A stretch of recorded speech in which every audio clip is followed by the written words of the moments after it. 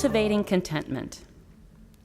Cultivating contentment requires that we understand and prioritize what's important to us. It seems that it's always in those moments of crisis that we understand that best. Disasters have a way of reminding us that everything is temporary. All too often, there are natural disasters or acts of terrorism or tragic accidents that remind us how fragile our life is. When what we love or value is threatened, it instantly reprioritizes everything. If I may, I would like to share one such disaster that has had a profound impact on my life. On June 2nd, 1983, Air Canada Flight 797 left DFW Airport with a scheduled stop in Toronto, bound for Montreal with 46 people on board.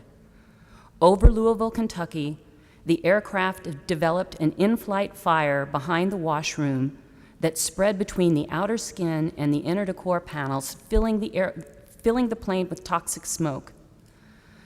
The spreading fire also burned through crucial electrical cables that knocked out most of the instrumentation in the cockpit, forcing the plane to land in an alternative field.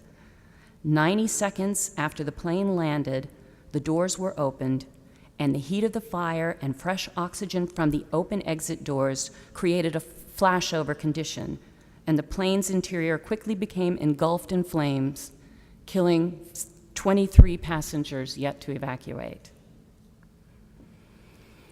As a result of this accident, many regulations were implemented around the world to make airplanes safer, including the installation of smoke detectors, emergency lighting leading to exit doors, and increased flight training and equipment for crew members. The Wikipedia account of this goes on to call out notable passengers and notes. Also on board was George Curtis Mathis, Jr., founder of the electrics company that bears his name. He died in the fire.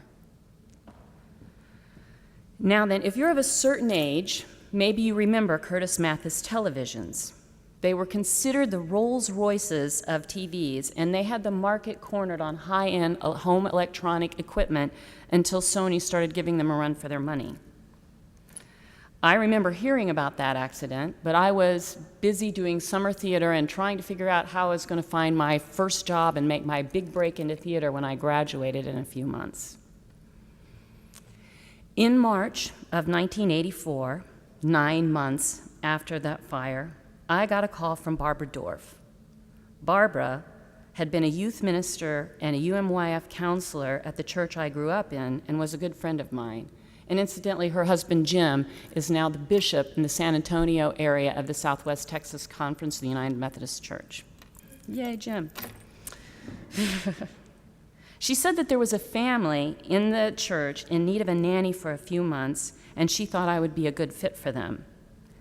I hadn't found that job that was going to be my big break yet, and she made it sound like something I should do.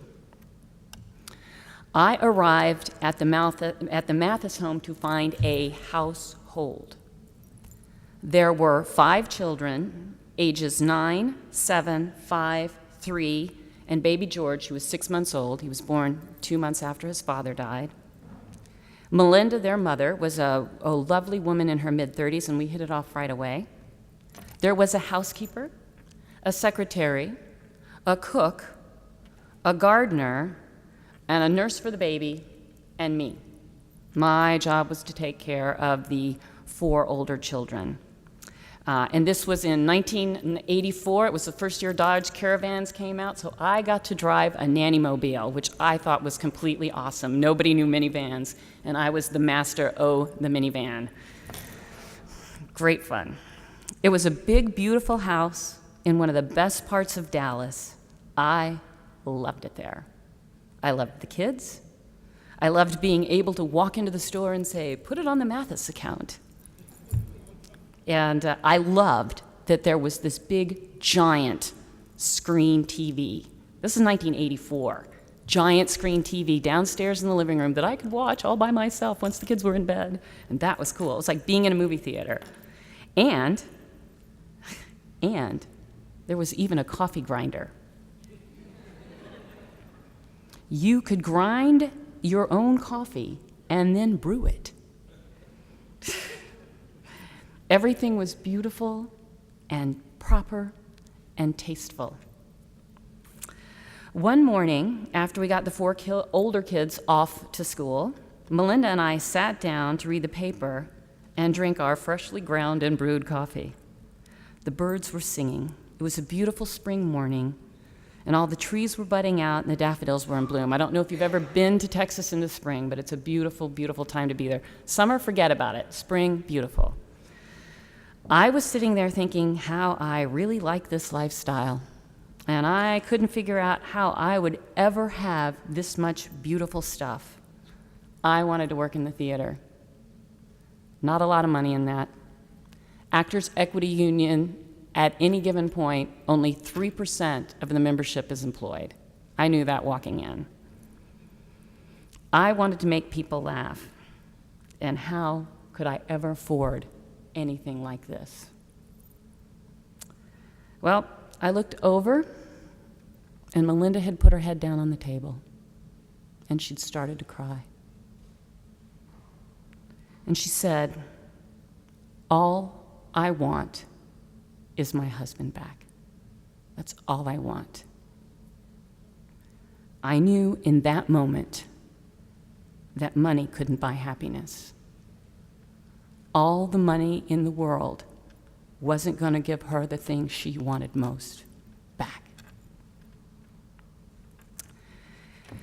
Cultivating Contentment, according to Adam Hamilton, he suggests that there are 4 keys to cultivating contentment. Number 1, 4 words to repeat. It could be worse. I personally prefer the more positive spin on that, in that look on the bright side, because it has been my personal experience that any time I say, well, it could get worse, it gets worse.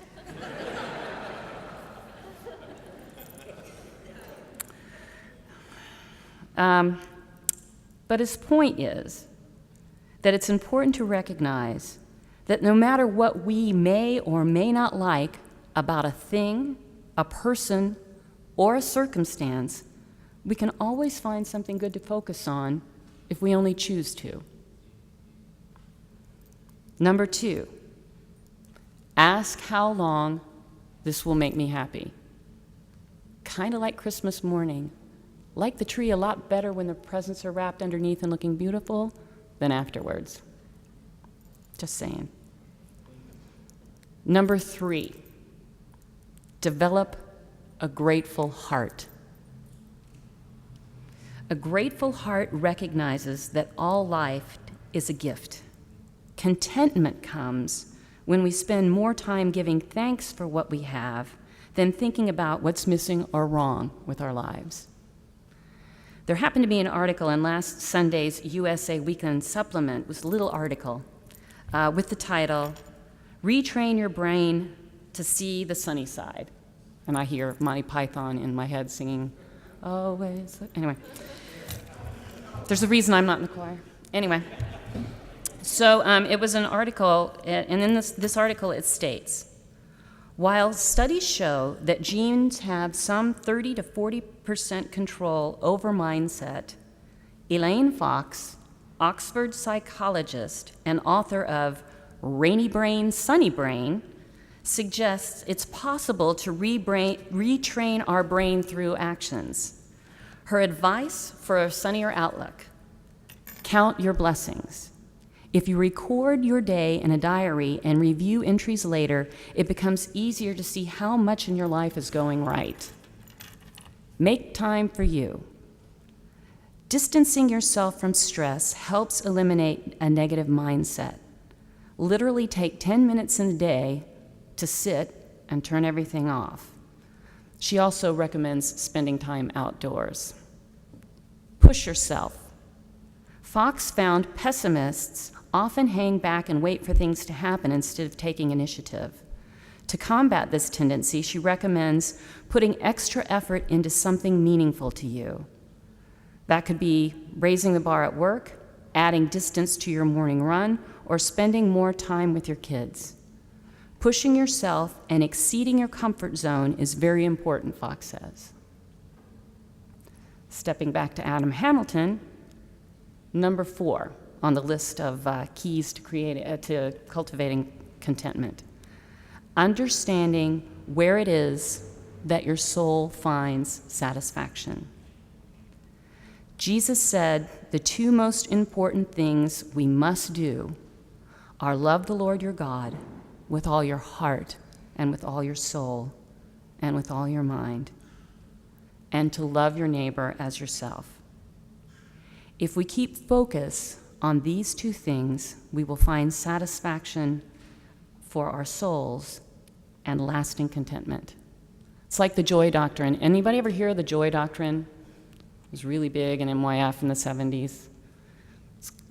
Joy stands for Jesus, others, you. And we frequently wore 3 little beads either on a necklace or on wristbands or tied little knots just to remind us how to prioritize things. I spent many years when I was working in theater, 13 to be precise, on the road, and many years without a church family. And let me tell you, it's much easier to be a person of faith when you're surrounded by people of faith. That's one of the great gifts that this church gives to us every week. In those years, people would ask why I always appeared so calm and so happy. I would try to explain that at the end of the day, the burden wasn't all on me. I believe in a higher being. I try to be of service and put the needs of others before mine. And I have faith that God will take care of me. Along with cultivating contentment, it is important to recognize the need to cultivate simplicity. That makes sense. The less dependency we have, the more control we have. And even though I'm not a type A personality, the most stressful times for me is when I feel completely out of control. Which brings us to the last point of the power of self-control. Adam Hamilton tells us self-control is about foregoing instant gratification by stopping to think about the answers to 3 questions. 1, what are the long-term consequences of this action? 2, is there a higher good or a better outcome if I used this resource of time, money, or energy in another way? And 3, will this action honor God?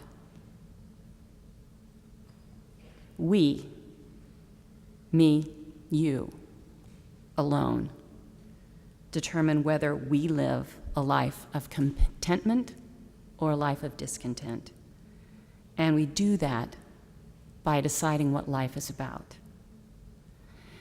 Years ago, when the TV series The X-Files was at its height of popularity, there was an episode that ended with Agent Scully looking directly at the camera, which means directly at you in the audience, and saying, in response to a question that I can't remember the exact wording of, but she looked at the camera and she said, "I'm afraid that God is speaking and no one is listening. I know that God put me at that kitchen table not only because she was suffering and needed a safe person to talk to, but because there was a message there that he wanted me to hear and a lesson he didn't want me to forget."